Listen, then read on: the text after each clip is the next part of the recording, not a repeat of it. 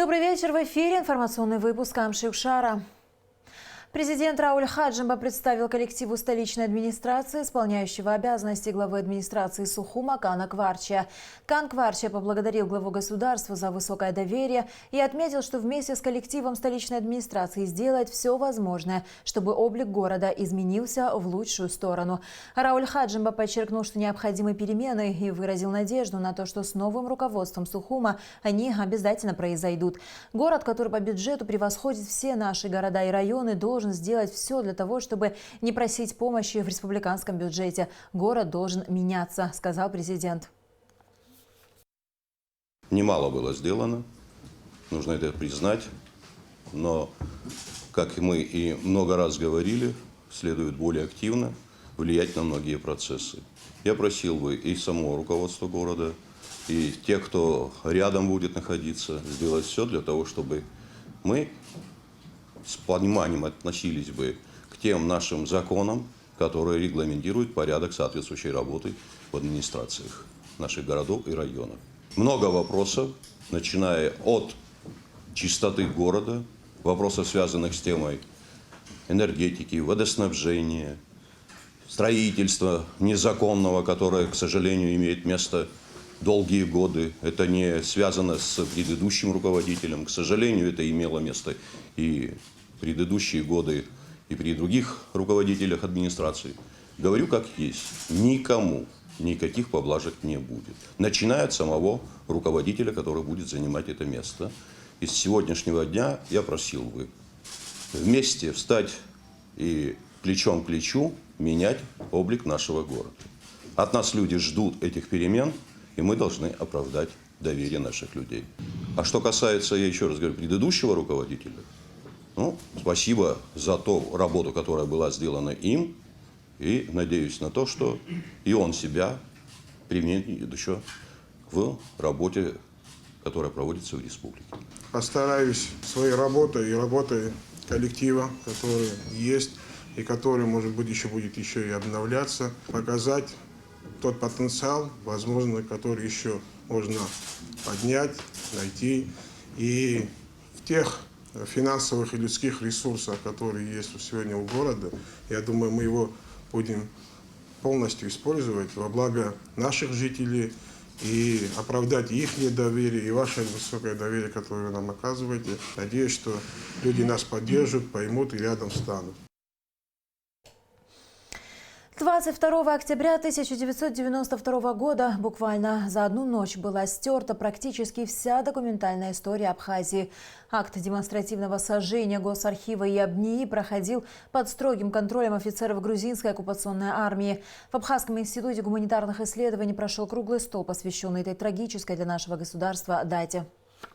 Это один из редких документов. Первый детский сборник фольклорных материалов на более чем 700 страницах. Точнее, то, что от него осталось после варварского сожжения грузинами Абхазского института гуманитарных исследований во время Отечественной войны народа Абхазии. Тогда еще молодой ученый Цира Габния рассказала о том, какой большой труд был вложен ею и покойным ученым-фольклористом Риммой Хашба в создание первого на то время детского фольклорного сборника и как бережно она хранит все эти годы то, что от него осталось. К сожалению, издание воссозданию не подлежит. Геноцид науки. Именно так и никак иначе не назвать события 22 октября 1992 года. В 4 часа дня грузинские солдаты одновременно подожгли 2 здания оккупированного Сухума – Абхазский государственный архив и Абхазский институт гуманитарных исследований. В течение нескольких суток оба здания были сожжены дотла. Грузинские военные подожгли здание архива, перечеркнув в одно мгновение многолетний труд историков.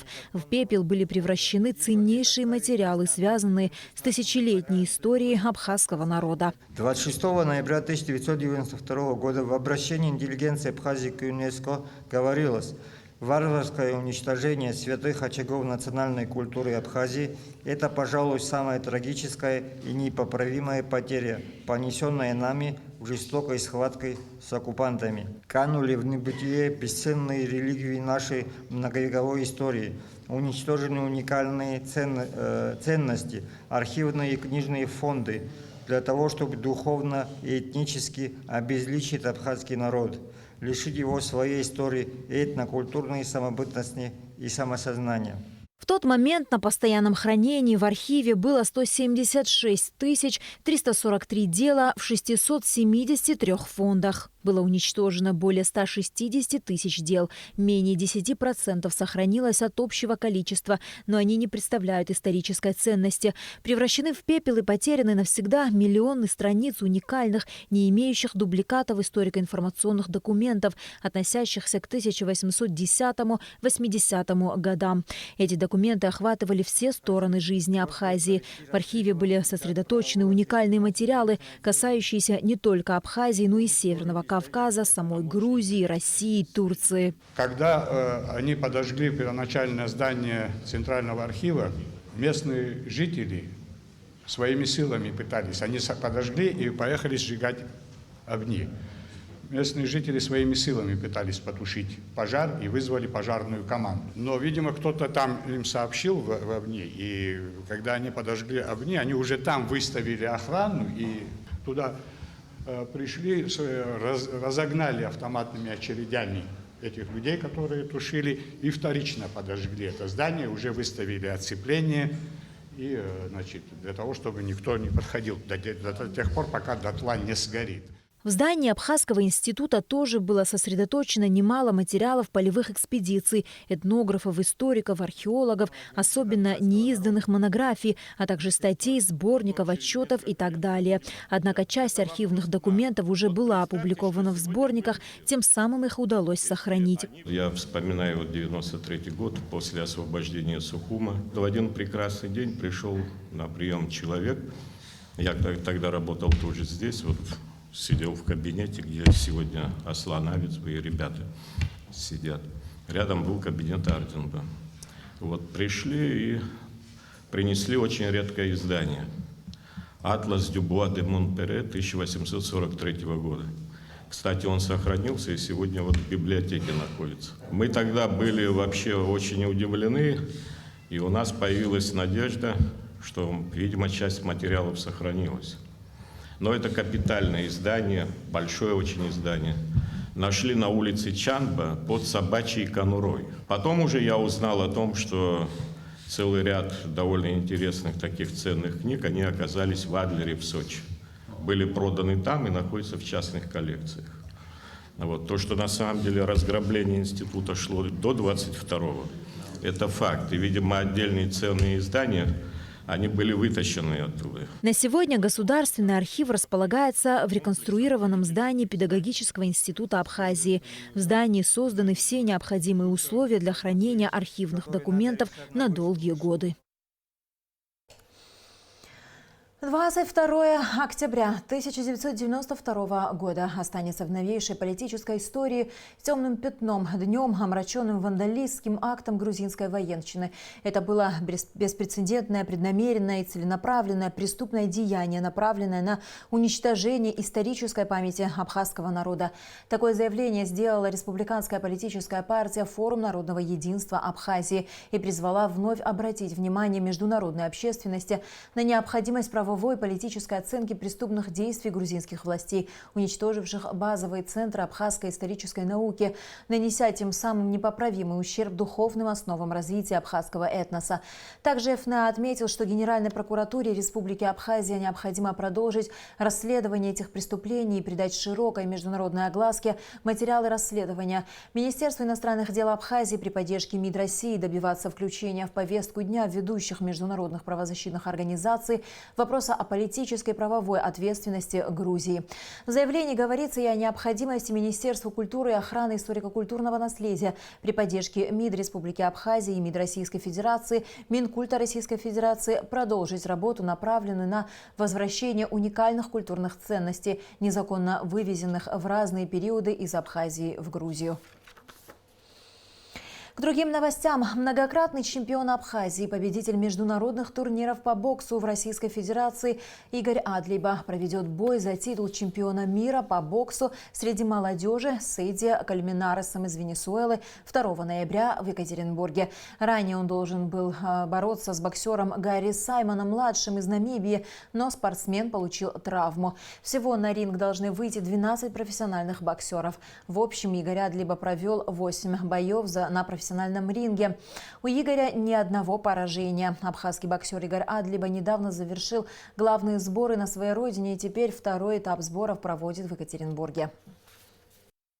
Подготовку он прошел здесь около 2 недель в Абхазии.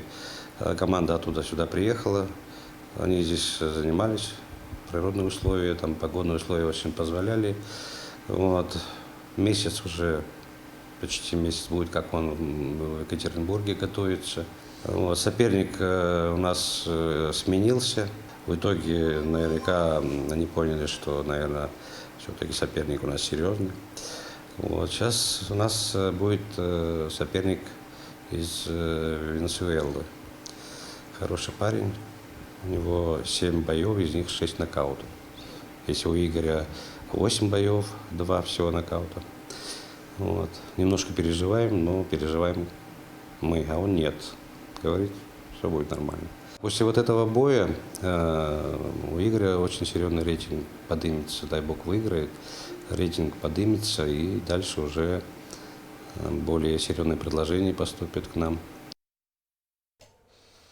В соответствии с законом Абхазии воинской обязанности в военной службе, приказом президента и министра обороны начался призыв на срочную службу.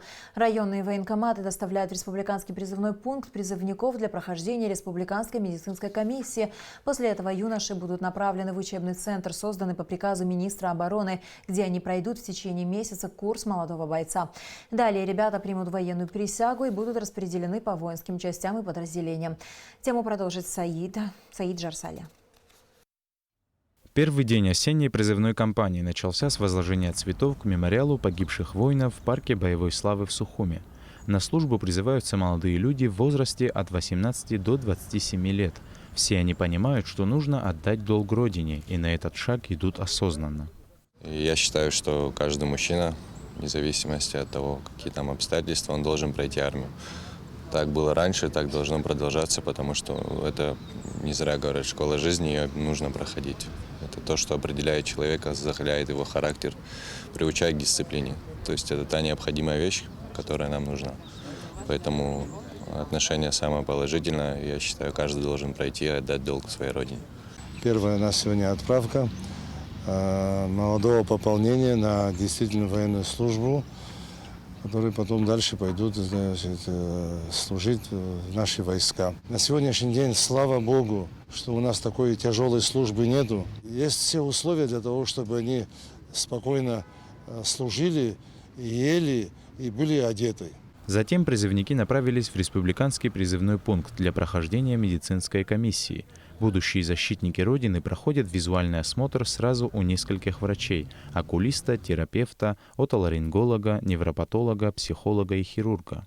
Проходя в республиканском призывном пункте, если появляются жалобы какие-то или там какие же обследования были пройдены этим же призывником и результаты каких обследований, анализов, медицинских заключений, все, что присутствует, мы все это анализируем, смотрим. После этого выслушиваем жалобы. По жалобам и по имеющейся медицинской документации разные заключения бывают. По итогам осмотра на основании уже имеющейся медицинской документации каждый специалист дает оценку состояния здоровья призывника, а уже по результатам медицинского освидетельствования в письменной форме оформляется комиссионное заключение о годности юноши к военной службе. Осенний призыв на действительную военную службу заканчивается 28 декабря, а срок службы молодых людей остается неизменным – 1,5 года, и год для призывников, окончивших вузы. Солдатам предстоит нести службу в разных воинских частях в соответствии с уровнем образования и гражданской специальности. Саид Жарсали, Алексей Гухава, Абхазское телевидение. С 29 октября по 2 ноября на базе Министерства обороны Республики Абхазия пройдет 15-я юбилейная республиканская военно-спортивная игра «Аяйра» среди старшеклассников общеобразовательных школ Абхазии. Игры организовали Министерство образования и науки Абхазии при поддержке Министерства обороны. Программа игр будет самой разнообразной. Победителям вручат кубки, медали, грамоты, а также ценные подарки. За ходом соревнований вы сможете следить на нашем телеканале. Сухумский водоканал сообщает, что 23 октября в связи с ремонтом канализационного коллектора по улице Ардзенба с 12 часов ночи до 20 часов вечера будет прекращена подача питьевой воды в районах города: Старый поселок, центральная и нагорная части города, рынок, Вием. Западная часть Сухума, Гудаутский район, Новый Афон и Пицунда будут обесточены в среду 23 октября с 7:30 утра до 18 часов вечера. Об этом сообщает РУП «Черноморэнерго». Отключения связаны с проведением ремонтных работ. И в завершении выпуска о погоде. По сообщению Гидрометцентра, 22 октября в Абхазии ожидается небольшая облачность. Ночью и утром местами возможен туман. Температура воздуха ночью 9-14, днем 18-23 градуса. Температура морской воды 20 градусов.